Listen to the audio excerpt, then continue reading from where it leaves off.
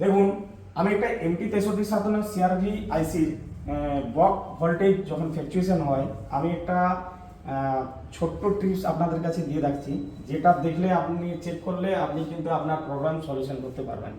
দেখুন, MT6357 CRV আইসির পাশে 5টা টোটাল বক কয়েল থাকে। তার মধ্যে যদি দেখতে পান 4টা বক কয়েল আছে যেখানে ভোল্টেজ তৈরি হবে। সেই 4টা বক কয়েলে যদি ভোল্টেজ ফ্ল্যাকচুয়েশন হয়ে থাকে, তাহলে আপনাকে কি করতে হবে যে আপনার এলডিও লাইনকে চেক করতে হবে শর্টিং আছে কিনা। সেই শর্টিং যদি আপনি চেক করতে চান, তাহলে একটা ছোট্ট পদ্ধতি দেখুন, আপনি দেখতে পাবেন এইখানের মধ্যে আমি টোটাল মডেল যে মডেল নাম্বারগুলো দেখছি, সেই মডেল নাম্বারটা আমি খুললাম। খোলার পরে এখানে হার্ডওয়্যার সলিউশনে যাওয়ার পরে ইন আউট ভোল্টেজ একটা পিডিএফ পাওয়া গেছে।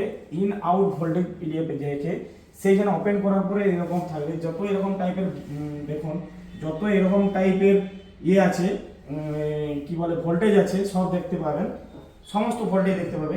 এই সমস্ত কিছু এলডিও ভোল্টেজ, এই সমস্ত কিছু এলডিও ভোল্টেজ যখন আপনি দেখবেন, এই এলডিও ভোল্টেজে আপনাকে শর্ট চেক করতে হবে। কী করে শর্ট চেক করবে?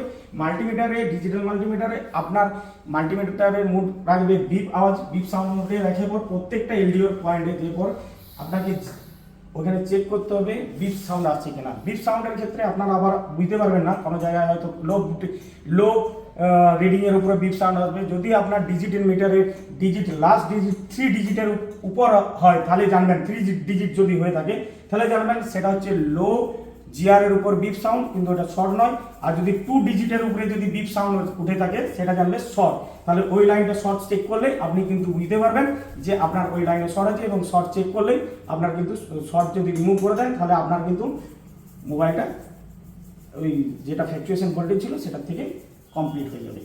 এরকম ছোট্ট একটা আমি টিপস দিয়ে থাকলাম। তা এরকম টাইপের ডিপ নলেজ যদি আপনি শিখতে চান, তাহলে আমাদের institute Bankura mobile repairing training সেন্টারে এসে যোগাযোগ করুন, নিচে দেওয়া নাম্বারে কন্ট্যাক্ট করুন।